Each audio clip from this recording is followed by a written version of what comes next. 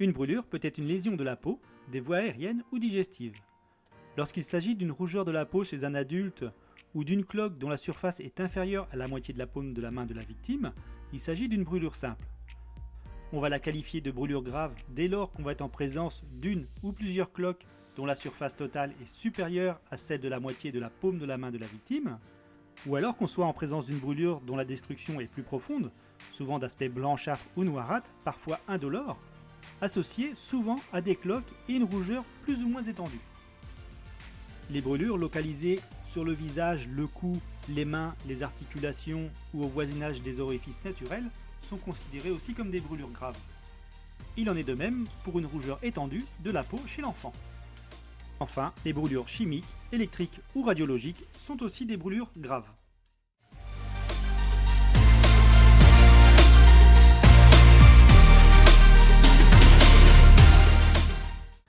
Lorsque l'on se retrouve devant une victime d'une brûlure simple, notre action de secours va être de refroidir immédiatement la surface brûlée par un ruissellement d'eau du robinet tempéré et à faible pression.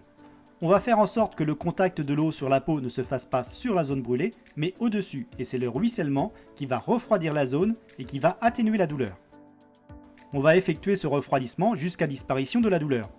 Si des cloques sont présentes, on ne va jamais les percer, ce qui pourrait être une source d'infection. On va plutôt les protéger par un pansement stérile. On demandera un avis médical pour vérifier la validité de la vaccination antitétanique, s'il s'agit d'un enfant ou d'un nourrisson, ou alors en cas d'apparition dans les jours qui suivent d'une fièvre, d'une zone chaude, rouge, gonflée ou douloureuse. En ce qui concerne la brûlure grave, on va alerter ou faire alerter les secours dès le début de l'arrosage.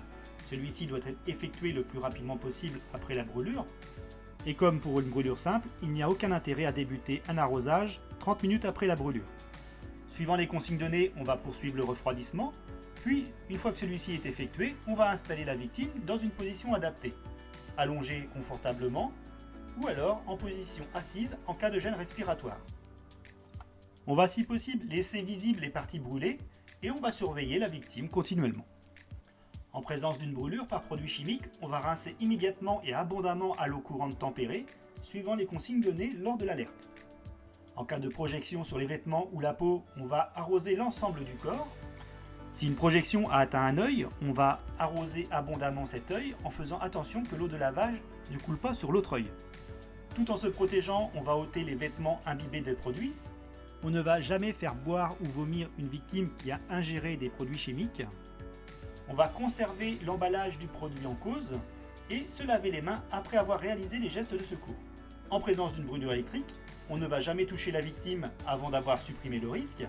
On va arroser la zone visiblement brûlée à l'eau courante tempérée et on va faire alerter les secours et appliquer les consignes. Enfin, en présence d'une brûlure interne par inhalation de vapeur chaude ou caustique, on va installer la victime en position assise en cas de difficulté respiratoire et on fait alerter les secours et on applique les consignes.